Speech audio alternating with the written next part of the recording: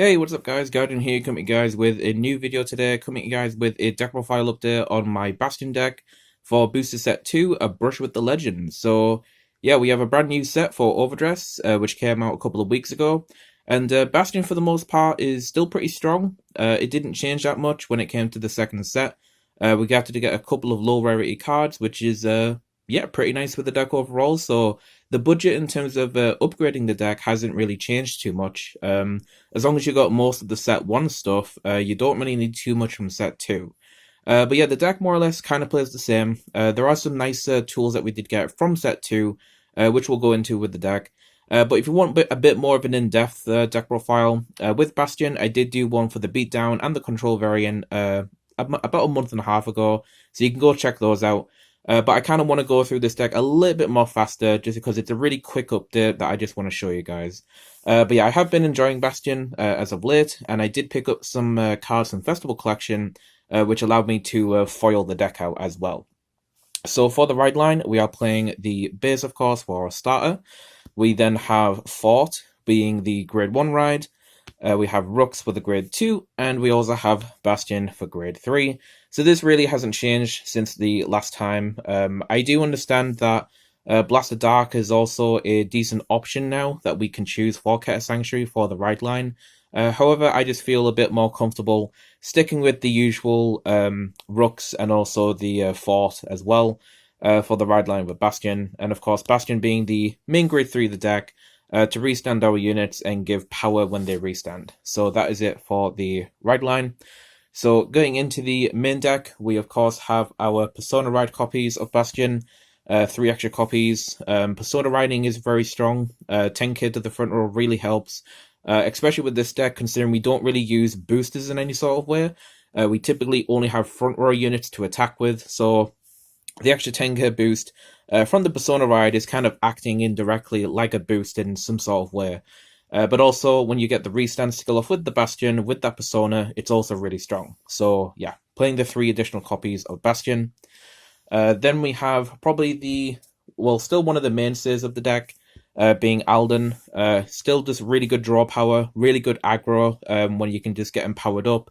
If you really need to look and focus at pushing your opponent on damage, get into high damage counts, Alden will definitely get you there. And like I said, the draw 2 from him is just really good to facilitate draw power in the deck, giving you more and more card advantage as the game goes on, the more you get this guy's skill off. So 4 copies of Alden. Then we have the 4 copies of Fosado.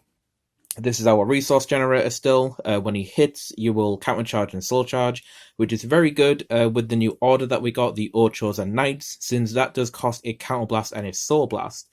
So as long as you get a facade to connect to anything, you will be able to activate one of those orders, which is really good in combination with Bastion, which I'll get to later on.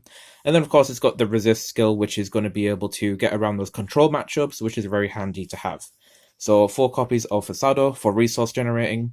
And then also for resources, with Soul in particular, we have the 4 copies of Rafluke.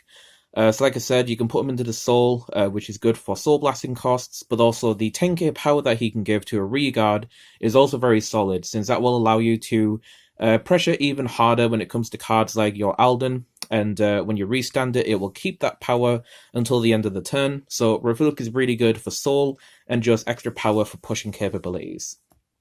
So next we have probably one of the one of the end game cards of the deck, which is Darkstrain Dragon. So Darkstrain, I was actually tempted to drop this down to 3, but I kept it at 4 because if you just see this card whilst you have the necessary soul for it, it can just end games out of nowhere, because the amount of power that you accumulate with the boosting that all your grade 3s gain from his skill, yeah, it can legit just end the game because your opponent can't guard these really large attacks. So yeah, I definitely want to keep 4 of him in the deck. I did try him out at 3 to see if I could make room, but yeah, the 4 is just safer to have, since when I was playing him at 3, there were occasions where it's like, you know, I just wouldn't really see him, and I'd always want to have him available just in case I do have that soul to facilitate that final push turn, basically. So yeah, 4 copies of Darkstrain, and he looks really, really cool in that holographic as well. So for the last grade 3 unit of the deck, we are still playing the 3 copies of Kokabiel, just to have a bit more shield value really. But we did decide to take 1 copy out to make room for all the other grade 3s that we're playing in the deck.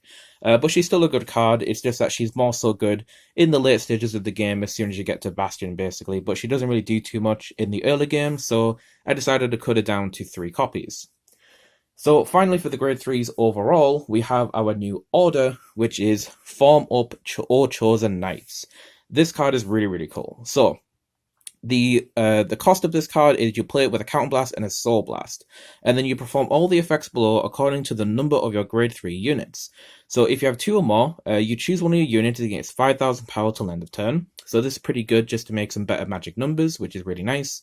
If you have 3 or more, which you'll typically have, you get a draw card, so it replaces itself, which is very nice.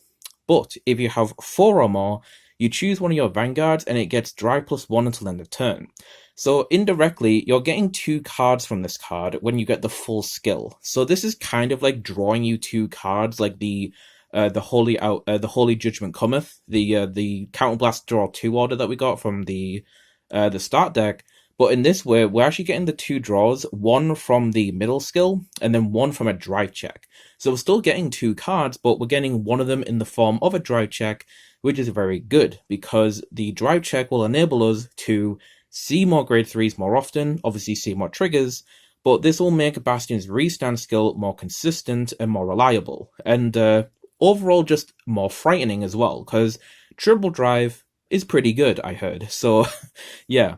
But also, the 5k power is nice just to help make a magic number better. Like, if you want to give the power to Bastion, that's also nice. And like I said, the draw card in the middle basically goes with that drive check to make this card basically a draw 2. And because it's a Counterblast and a Soul Blast, it's really good just in terms of, always having some sort of plussing available, no matter if it's this or if it's Alden, right? Because Alden is Counterblast 2, Soul Blast 1, whereas this is Counterblast 1, Soul Blast 1. So it's a lot more soul focused in the deck, but we do have Fosado and the Rafluke to facilitate that soul. And we also just have the ability to draw cards at any opportunity in the game, whether you have 2 or 1 Counterblast. So the opponent can't really play too much around it unless they keep track of how many of this order that you have and your Aldens. So yeah, I really like this card, and I was playing 3 of it for a while, but I did decide to bump it back up to 4. Just because I always want that plussing capability to occur as much as I can, and also the drive check is just really nice to go with Bastion's skill and reliably get the restand skill off as consistent as possible. So 4 copies of that order, and then the rest of the deck is more or less the same, minus one new addition to the deck. We have our 4 PGs, of course, which we're going to be playing. Don't really need to explain that. We have the 4 crits of the deck. Got the nice triple rare foiling for the Gurgant, which is really cool. And we're also playing 4 more crits from the set 1 with the Disma. So it's 8 crit, it's still the same as last time, but the new addition to the deck is the new front triggers. So these are actually pretty cool because these have a skill them that says, whilst in Guardian Circle, if your opponent's Vanguard's grade 3 or greater, this unit gets 5,000 shield. So 20k shield is pretty nice. If you wanted to, you could actually play 4 of this just to have a bit more defense, since, of course, any fellow Bastion players out there will know that defense in the early game can be quite sketchy, since we are quite vulnerable in the early stages of the game when it comes to playing Bastion.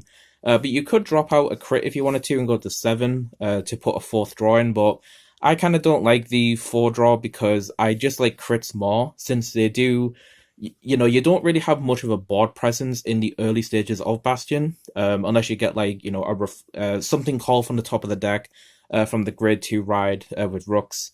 But yeah, I think 3 front is enough, since you'll see it often enough, I feel, for the late stages of the game, and not too much in the early stages where you don't really have a field.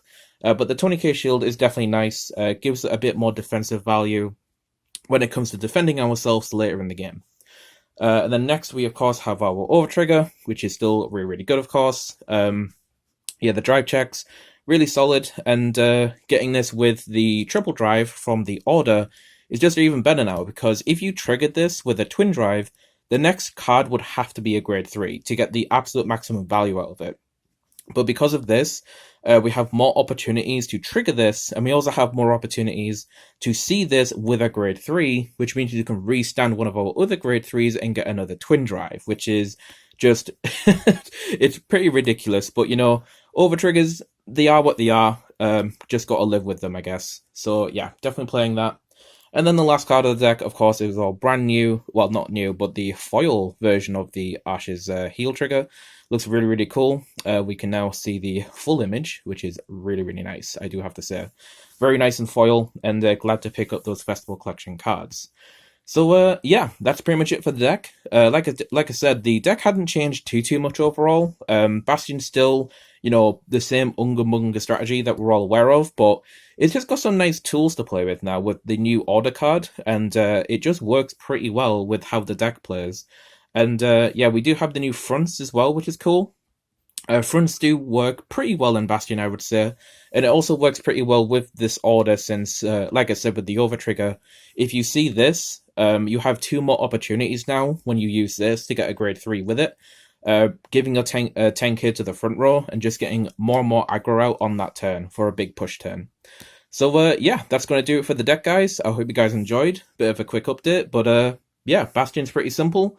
In terms of my stance at the minute with set 2, I am enjoying it so far. I'm slowly accumulating the cards that I need for other decks, so I'm not too sure at the moment what I'll profile next.